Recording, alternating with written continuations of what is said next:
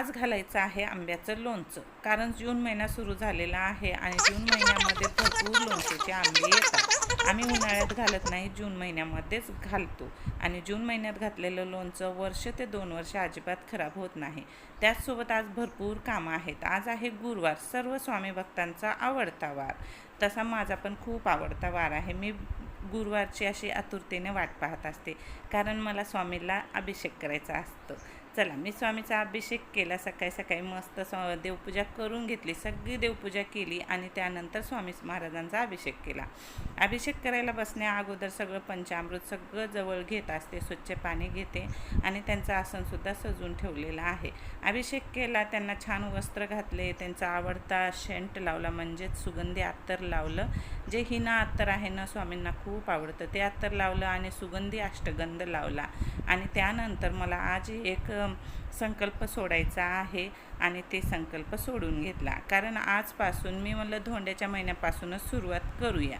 आज शेवटचा गुरुवार आहे धोंड्याच्या महिन्यातला. चला म्हणलं, आजपासून आपल्याला 108 पारायणं करायचे आहेत. 108 पारायणं सारामृत पारायण करायचे आहेत.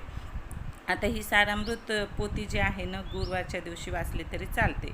तुम्हाला गुरुवार करायचं असलं तर गुरुवार पण करू शकतो, किंवा आपण 3-3 अध्याय करून असे पारायणसुद्धा करू शकतो.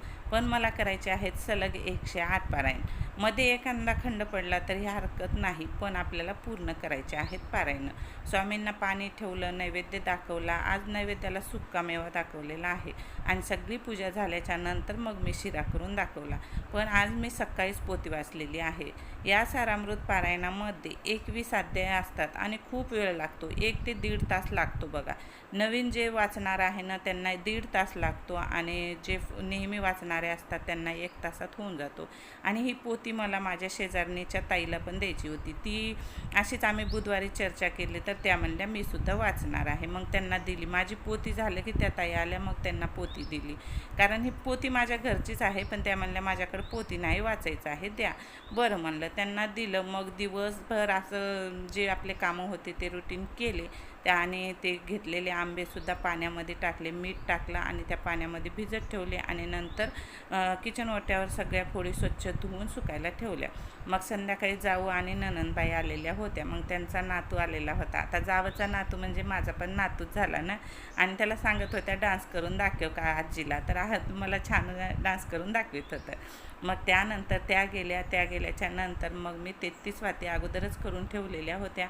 छान असं प्लेटमध्ये पूजा वगैरे केली, स्वस्तिक काढला आणि 33 वातीचं दीपदान केलं आणि त्यानंतर लोणचं घातलं. लोणच्याचा व्हिडिओ सेपरेट येणार आहे, नक्की पहा. भेटू पुन्हा. श्री